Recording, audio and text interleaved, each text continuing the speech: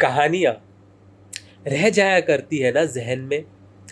22 साल हो गए इस किस्से को, पर लगता है कि कल ही की तो बात है। स्कूल में पढ़ाई-लिखाई, खेल-कूद में अच्छा खासा था मैं, और क्रिएटिव राइटिंग, स्टोरीज़ और पोएट्री में तो मेरी खासी रुचि थी। पर कंप्यूटर्स मुझे कुछ खास समझ में नहीं आता था। अच्छी बात ये थी कि कंप्यूटर्स के मार्क्स फाइनल अंक तालिका में जोड़े नहीं जाते थे। पर अगर फेल हो गए ना, तो रैंक भी नहीं मिलता था, चाहे दूसरे सब्जेक्ट्स में कितने ही मार्क्स क्यों न मिले हों। स्कूल में ना बड़ा ही सीधा साधा था मैं, या यूं कह सकते हो कि थोड़ा बहुत शरीफ बदमाश ही था। डांट बड़ी कम खाता था, और जब लगता कि डांट खाना लाजमी हो गया है, तो कुछ ऐसा पैंतरा चला देता कि डांट पढ़ ही न सके। तो लंबी कहानी को अब छोटा कर दूं, तो उस वर्ष मैं कंप्यूटर में फेल हो गया। अब जैसा कि नियम था, मुझे रैंक नहीं मिलने वाला था।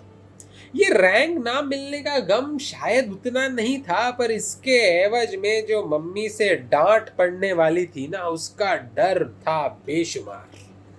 मुझे समझ ही नहीं आ रहा था कि मैं करूं तो क्या करूं। उस डर के मारे ना, उस दिन मैंने वो जो बाजू में गर्ल्स स्कूल था ना, उसका जिक्र दोस्तों के साथ किया तक नहीं। और वो रास्ते में जो मैगजीन वाला बैठता है, उसके मैगजीन पे ममता कुलकर्णी के पोस्टर को कनखियों से देखा तक नहीं। और तो और समझ ही नहीं आ रहा था कि दुख क्यों नहीं हो रहा है इतना। डांट का डर था बेशुमार, पर फेल होने का गम शायद उतना नहीं था। अब ऐसी ही मानसिक स्थिति लेकर उस दिन मैं घर पहुंच गया। चाबी से दरवाजा खोला तो लैंडलाइन ऑलरेडी बज रहा था। समझ गया कि ये तो मम्मी का ही फोन है। यार, ये मम्मी भी ना, मतलब क्या कैमरा वैमरा लेके जाती हैं क्या? इनको पता कैसे चल जाता है मैं घर आ गया हूँ? अब यार, मैं फोन उठा के उन्हें कुछ बोलूंगा, फिर वो क्या बोलेगी, फिर मैं क्या बोलूंगा, फिर वो क्या बोलेगी, और इसी असमंजस में ना फोन उठा लिया मैंने। Hello.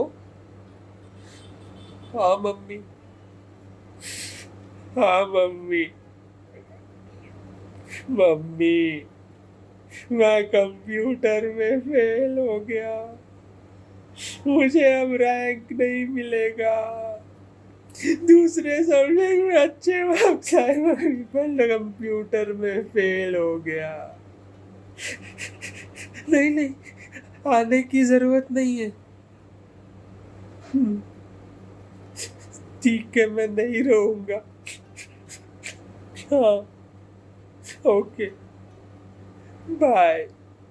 Sorry mummy, bye bye. हाश।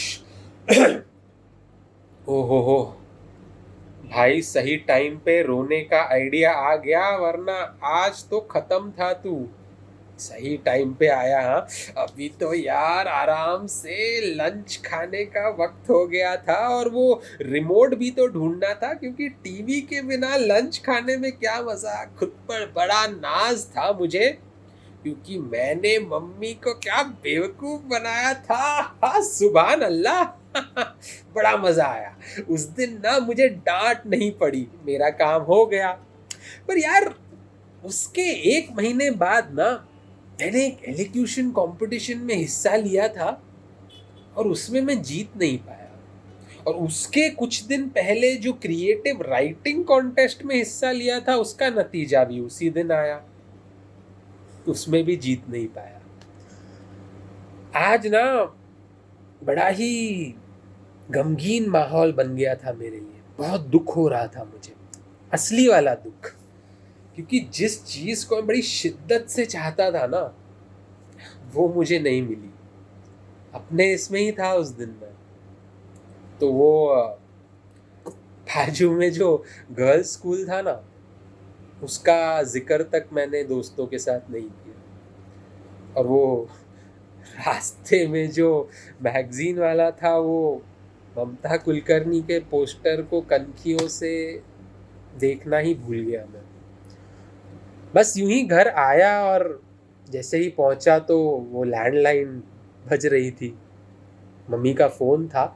मम्मी ने ना बात की थोड़ी सी, और मैंने भी बड़े सामान्य तरीके से बात की। कुछ कहा नहीं कि क्या हुआ है, यहाँ तक ये तक नहीं जताया कि कुछ हुआ भी है। पता नहीं, उस दिन ना एक बात समझ में आई यार, जो आज तक लेकर चलता हूँ ध्यान में। बहते हुए आंसू शायद दर्द की दास्तां बयां करते हैं, पर असीमित दर्द तो वो होता है जो ना बहने वाले आंसुओं में पाया जाता है।